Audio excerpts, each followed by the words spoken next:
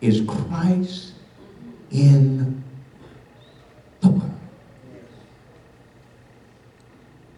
The world will not change. People will not be transformed until the church rises up and be the church. Now, make it a little closer. The church can't be that unless every member of the church is working toward that fullness in Jesus.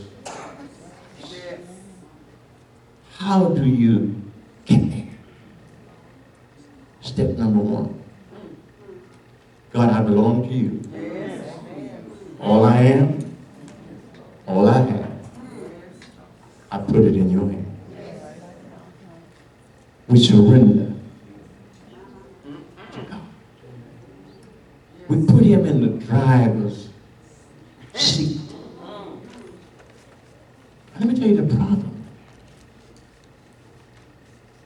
We put God in the driver's seat.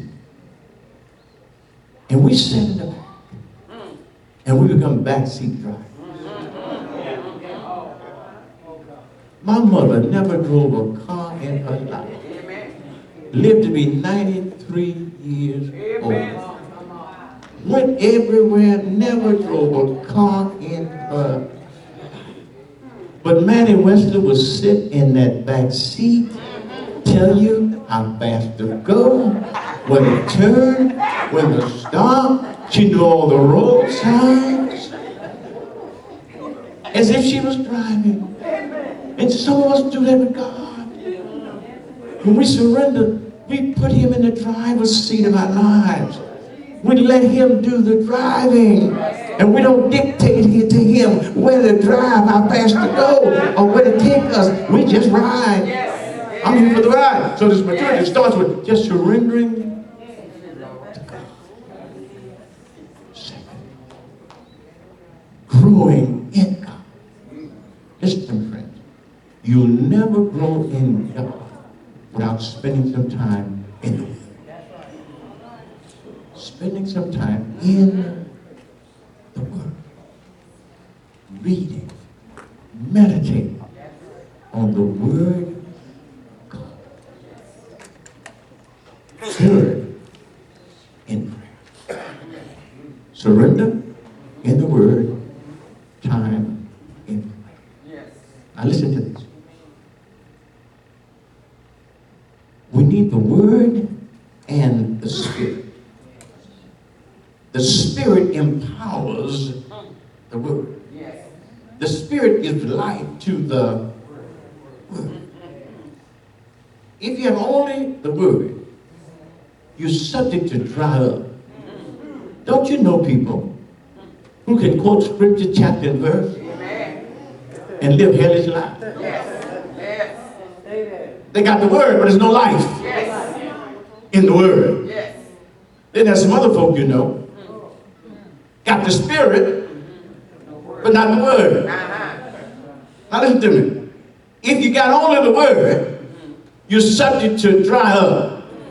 If you got only the Spirit, you're subject to blow up. So to keep us grounded on the right foundation, we need the Word and the Spirit. Then we begin to grow in the fullness of the stature of Christ. And you enter into a dark, dying, sinful world. And you bring the light. Christ said, my church is the light of the world. The light will shine in darkness when the church rises up and be the church and represent Jesus in the world. And it doesn't matter to you what folks say about you, call you Jesus freak, all that crazy stuff. It does not matter. Because you represent the living Savior. Share this with you as I conclude.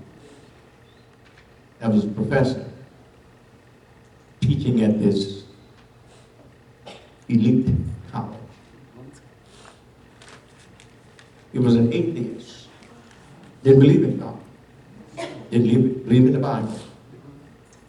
So at the beginning of every semester, he would frighten his students by saying, do I have any Jesus freaks in this class?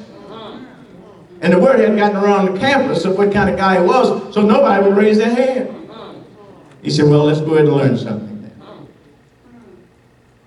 Next semester came. Do I have any Jesus freaks in this class? One little boy raised his hand. He said, oh, you one of them, huh? He said, yes, sir. He said, you believe all that Bible stuff? He said, yes, sir. He said, I want to ask you something, son. You look like you're intelligent. Do you really believe that Jonah was thrown in the river, ended up in the belly of the whale, 3 days and 3 nights, and on the 3rd day the whale spit him out? Do you really believe that stuff? Yes, sir. So I tell you what, son. When you get to heaven, you ask Jonah if that's true. Now remember, this is an atheist. He said, oh, I want to ask you this. If you get to heaven and Jonah is not there, then what you going to do? He said, Professor, in that case, you can ask him.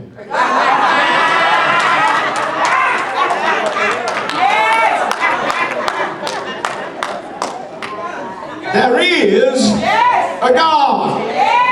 There is a Savior. There is a Holy Ghost, and we got to believe that. We got to preach that. We got to teach that. We got to live that to have an impact on this crazy world that we live in.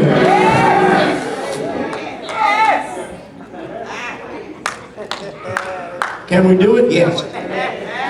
Because God gives us His grace. And what an amazing grace.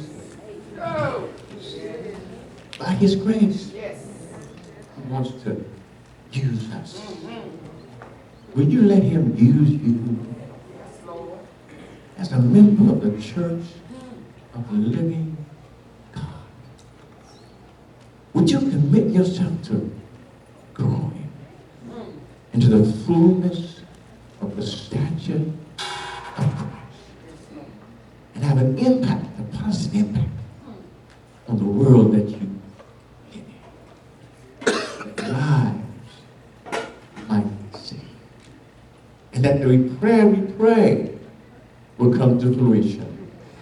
Thy kingdom come, thy will be done on earth as it is in heaven. D flat. Amazing grace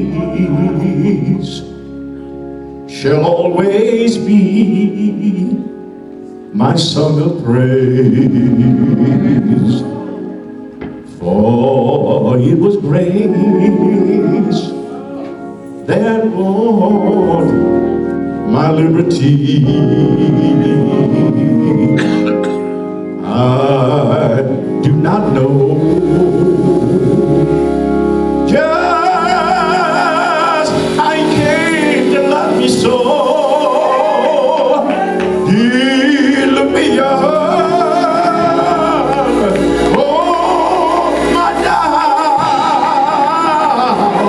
yeah, He saw my need. Let me say it again. Amazing grace shall always be my song of praise. Oh, it was grace that brought my liberty.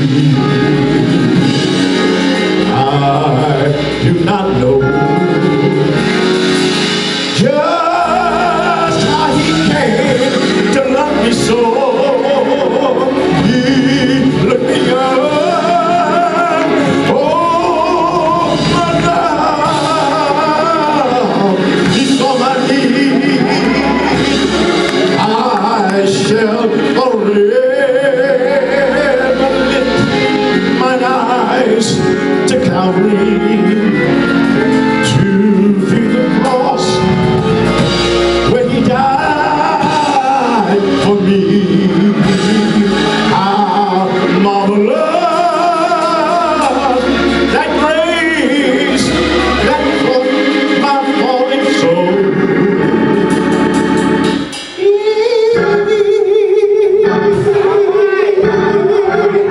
Look beyond all my doubts. He saw me.